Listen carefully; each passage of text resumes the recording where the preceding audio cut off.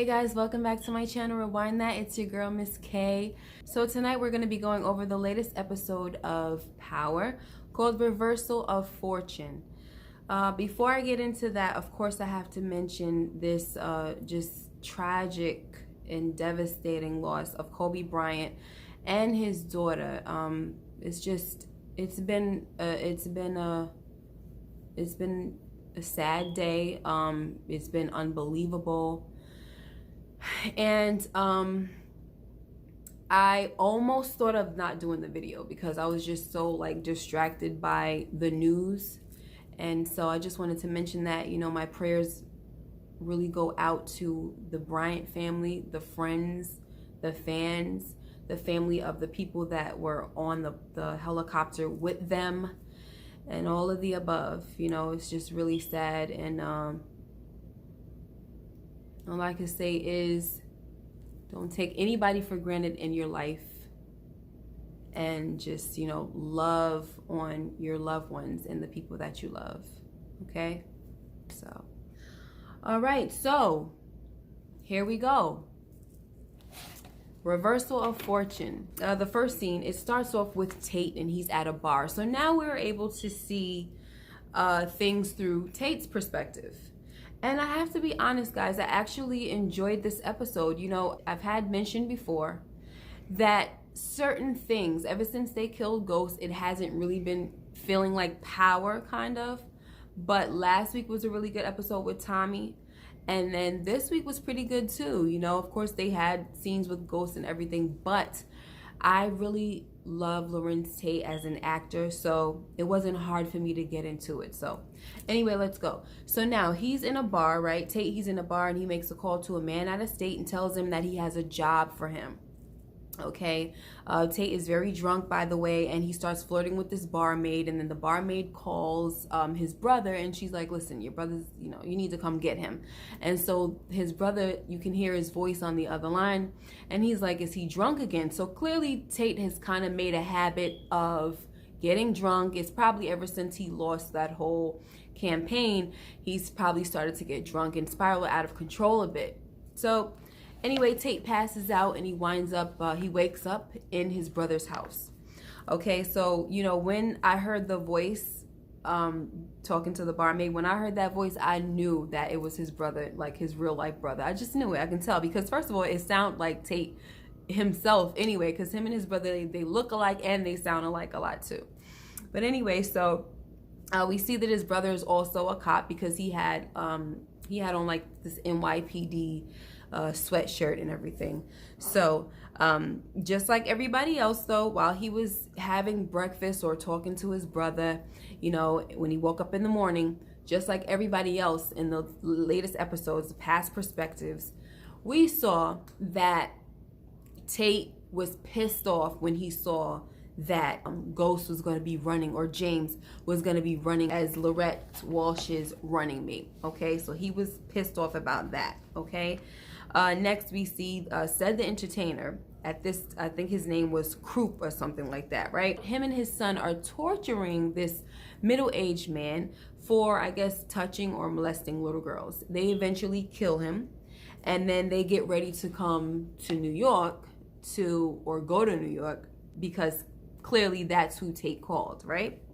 So next, Rashad and his brother are at the shooting range, and his brother says, why don't you consider rejoining the force since you're out of politics? And Tate is like, I ain't out of politics. I never said I was out of it. I'm just out of the campaign or whatever, you know? So his ticket for governor, he just lost his ticket for governor. And then he starts going on kind of like a rant, and his brother's like, okay, all right, chill. I said, okay. I said, all right, you know? And he was like, it's okay. His brother's name is Kamal, and Kamal was saying, it's okay if you want to run for governor or be in politics, as long as you're there to help the people genuinely, right? And not trying to get back at St. Patrick because your ego is bruised. Okay, so it looked like it kind of had Tate thinking a little bit, but you know.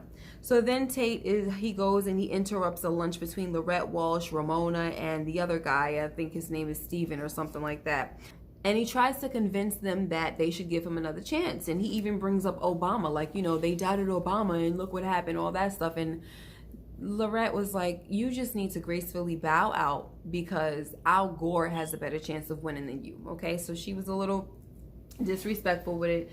And you know, she was nice nasty, you know what I'm saying Al Gore, like, come on now, being nice nasty. Later we see that Tate gets a visit from annoying Blanca and Saxe, and we've seen this before where she's like, how would you like to help put James St. Patrick's behind bars or whatever, right? And so of course he was happy to help, also happy to help. Okay, so then he meets up with Croup, right, aka Ced the Entertainer, and his son Carter, and he tells him, listen guys, the job's off, but I don't need you to kill him anymore, everything's fine. And they're like, no, we came all the way from wherever they came from, down south I guess, and we're gonna kill somebody. Like, did you give the job to somebody else? Like, they was, you know, starting to go off on him. And then Croup was just like, listen, if we don't kill somebody and do this job, we just gonna kill you. So clearly Tate gave them the information, because after that they started tailing Ghost and started to track him to learn his schedule. Okay, so next we get that irritating scene, right? Remember when Tate went to Ghost, right? And he said, not Ghost, James, he said, I have something important to tell you. I really screwed up and I really need to talk to you, all that stuff. So instead of listening, Ghost was just being really cocky with it. And it was like, just like, shut up, right? I've said this before. Shut up, Ghost. Shut the heck up. All right, let the man talk. But he just kept digging at him. And so he said, listen, I gotta go. Ghost said, I gotta go. My son is calling me. And then Tate is like, oh yeah, that's right, your son, right? But once again, James is like, you know, your BA just don't know when to quit, do you? You know, just digging at the man, digging and digging and digging and bruising Tate's ego. And so Tate just says, you know what, forget it. I'm good, you know? And he left, and with all the warnings that he was trying to give Ghost, it just couldn't happen. And honestly, as much as I love Ghost's character, I'm not mad at Tate, because if I was in his shoes and I was trying to warn somebody about something, it's kind of like you can't really blame the dude for not going through with the warning. Like, he was taking a verbal beating. It was just kind of like, yo, this guy's being mad disrespectful right now. He wasn't letting Tate finish nothing. He kept finishing every time Rashad would say something, Ghost kept saying something, like finishing it and jumping in. You know what I mean? It was just a real cocky, disgusting moment coming from Ghost. And I would say that it helped out with his demise, but I don't think so. I think that someone was already coming to kill Ghost anyway, so it didn't really matter, but it was still irritating, you know?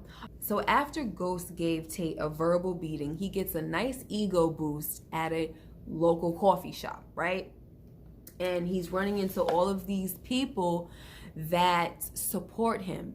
They're taking pictures, they're doing selfies, it's videos and autographs and all this stuff. So it's just making him feel really great, and it's giving him, of course, like I said, a boost of confidence, but it's making him feel like, you know what, don't give up, stay in the race. Okay, so then we go back to the scene at the docks, that scene that we keep seeing all the time, where Ghost and Tommy are talking, and then there's somebody starts shooting at them. Clearly we know that it's Croup and his son Carter. So we see that Croup gets killed and Carter lives, right? And Carter calls Tate and tells him that his father is dead because of him, because Tate didn't tell them that it was two guys. He told them it was just going to be one. Okay, so he's pissed off about that, and Tate is like, I'm sorry, I can't hear you, you're breaking up, don't call this number again, bye. Then Tate goes to Tasha, and he tells her that James is planning to throw Tariq under the bus over the whole Raymond Jones case. And, you know, that would make a little sense. I'm talking about from the viewer's perspective, right? That if Tate goes and tells her this, it would make sense, because it's like, in terms of for her to go kill Ghost, because it's like, okay, if she hears about anybody trying to take Tariq down, she's going to take them out, right? Like she did with Lakeisha. So why wouldn't she do that for Ghost? However, Tasha wasn't really trying to hear that. She's like, why would James tell you this information? He's not going to just freely give up no information like that. Then she said, it sounds like you and James have something going on and you're trying to pull me into it, you know what I'm saying, to take James down. So she was kind of, you know, hip to what the heck he was talking about, so it wasn't really working with her. Next, Rashad is taking out the trash and Carter runs up behind him with a gun and all that, and he's like, you know what, it's your fault. What happened with my father, I had to leave his body there or else I would be killed too. So you know what, now we about to go into your family's house and you're gonna watch me kill your brother, his wife, and his son. And then Rashad is like, no, my family don't have nothing to do with this. This is gonna stay right here. So then, like, it was like right after he said that, Carter gets shot and killed, and that's because Kamal comes and, you know, shoots him because he said he heard a commotion. So when they get in the house, Tate comes up with this whole freaking story about it was a mugger and a crackhead mugger, you know, stuff like that, and the brother is just not buying it because he's like, there's no crackheads in this neighborhood. It hasn't been for a while. You would know that if you would come around more, you know. And so he's not really buying his story. You know, one thing I noticed quickly about Kamal was that he was very skeptical of Rashad's movements, you know what I'm saying. He was like, what are you up to, bro, you know. Then Tate gets a call, right? After he thanks his brother, he gets a call that there's an emergency down at his headquarters. But when he gets down there, it's not a real emergency. Like, they're like moving things out that he doesn't need anymore, I guess, to go towards the other campaign and all that crap. And then Blanca shows up and she says, listen, the judge is not going to issue a warrant for the arrest and all that stuff, for James's arrest. And he is pissed by that, right? And it's just looking like he's running out of options and luck at this point in his eyes. That's what it looks like, right? And then Lorette and Simon drop by and they want Tate to give his endorsement. And he's like, no, get out of here. So this kind of sends him over the edge. And now he definitely wants to go through with having James killed because he's like, okay, it's not looking good for me. So I need this guy gone, you know? He's willing to win at any cost at this point. So this is when he calls Andre for the job, right? He wants Andre to kill Ghost. Next, we got Kamal. He calls Rashad, right? Right after Rashad called Dre, his brother calls him and says, listen, are you still at the headquarters? I'm going to come pick you up. So he comes pick Rashad up and they're talking in the police car because he's taking him down to the station to give a statement about what happened with Carter. And so Kamal is telling his brother Rashad that I feel like I need you to run that story down to me again about this mugger guy or whatever, because I just feel like you're not telling me something. I feel like you're leaving something out. And so Rashad denies everything, of course. But anyway, they still get down to the station and he gives his report, right? And so after he's done giving his statement, another officer comes in and he's like, oh, everybody that's here in this building, they're needed down at Truth. There's been a shooting and all that stuff. And then Rashad is like, what's going on? Do you know if anybody's been hurt or whatever? And then the guy is like, no, I just know that it's just been one fatality. That's all we know. So they're driving down there in the cop car again, Rashad and Kamal is once again like, what's going on with you, bro? I feel like this shooting, whatever's going down, whatever happened at Truth, for some reason I feel like you're connected to it. It has something to do with you, this guy getting killed, you know, the mugger and all that. So, you know, Kamal's pretty smart. He's just like, you can't feed me BS. Like, first of all, I'm a cop, a New York City cop, and I'm a parent. So I smell BS. Like, I know when people are giving me bullcrap stories. So I need you to tell me the truth or else I'm not going to be able to help you. So Rashad basically tells him something, but it's not the truth. He tells him that, well, I think that Dre might have killed James St. Patrick, but he might try to implicate me and say that I paid him. So it's like he's giving him, it's a true situation in terms of the scenario, but he's basically trying to say that he did not pay Dre for this situation, right? But anyway, his brother starts to say, you know what? I feel like the outcome is going to be whatever makes you win, whatever lands you on your feet, because you've always been lucky. And so they start going back and forth about whose life has been better and all this crap. And that was that, right? But then when they pull up to the scene, so when they pull up to Truth, Kamal says to Tate, stay in the car. I'm not playing with you. Like, don't get out. But Tate still gets out. And then he goes across the street. He has his hood on and everything. But a reporter notices him. And then she's like, hey, what do you have to say? Blah, blah, blah. And he said, we're going to wait until we find out all the details. But she freaking ran her mouth and said, well, just being nosy. She can't just shut the heck up and just leave it alone. She had to ask more questions. And on top of that, one of the questions involved the revelation that James was dead. And so, of course, that was freaking music to his ears. So he gonna go and come up with this whole daggone speech, right? And after the speech was over, his brother was behind like, I'm just trying to figure out how you come up with all this BS so quick. And anyway, so the next day, Lorette Walsh and the other guy, Steven, they stop by, and they want to ask Tate to run as her, to take James' place. And Tate is like, listen, I need you to ask me formally, because he's trying to give her a hard time because she was giving him a hard time before, because of how she treated him or whatever. So she formally said it. She formally asked him, would you be my running mates or whatever, right? And he said, I'm happy to do it, but only governor or nothing at all. He basically saying he don't want to be lieutenant. He wants to be the straight governor. So she starts cursing him out. That wasn't a part of the deal. That's not what we agreed about over the phone, all of this stuff. And then the guy, Steven, was like, Lorette, just go outside. Because I guess when Tate was speaking, he made a lot of sense in what he was saying, because he said, you backed a murderer and this and that, or whatever the heck he was saying. Basically, he was throwing dirt on James's name. And as Steven was listening to it, it must have made some sense to him, right? And so at that moment, I think he realized that, yeah, Rashad would be better to run for governor, just in case we might run into some stuff, you know what I'm saying, with this whole James St. Patrick crap. We want to make sure that we win. It would be better if we start a clean slate with Tate.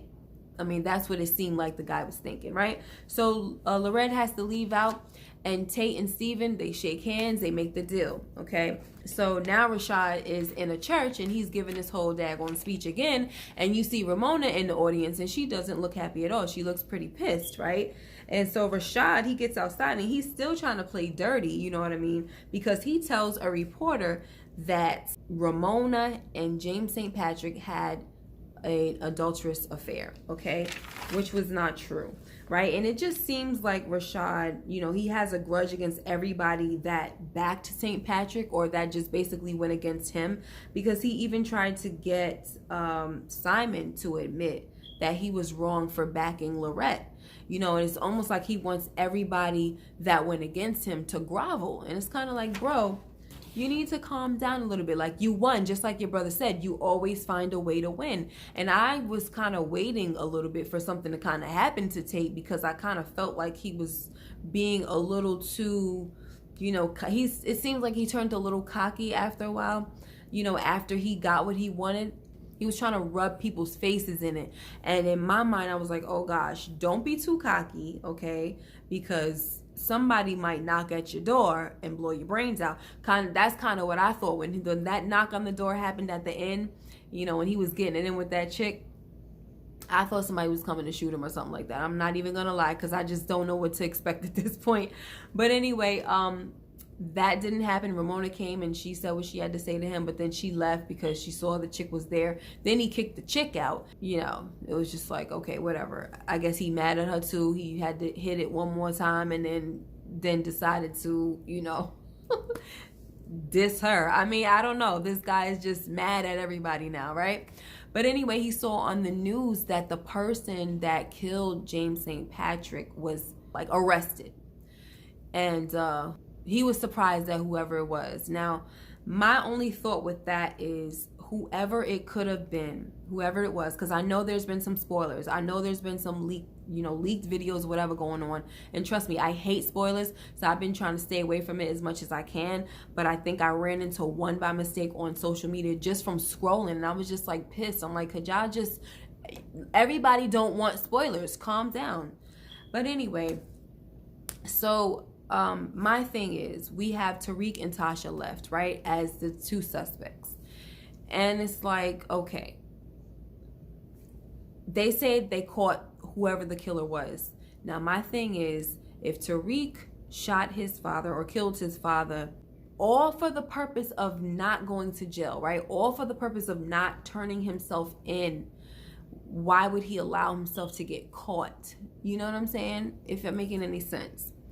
And then the same thing for Tasha. I don't think she would kill Ghost and then make herself get caught. I mean, I don't know. So it's just something about them saying that there was an arrest made and it was the killer. Like, they know for sure that this is the person that killed Ghost, right?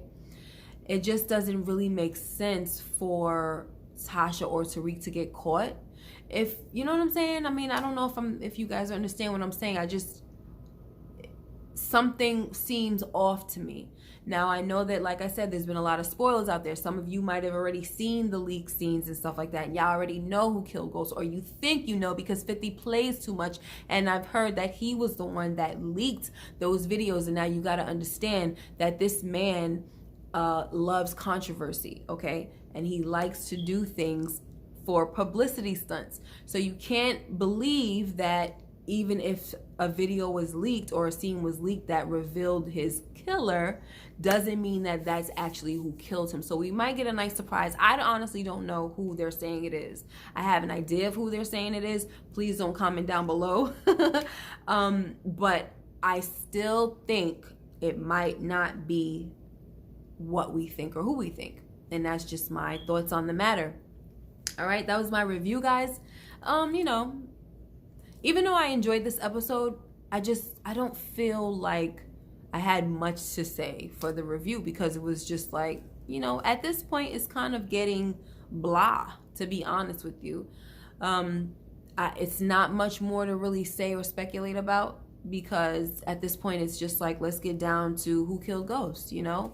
No more left to say, really. So, but anyway, let me know what you guys thought about this episode.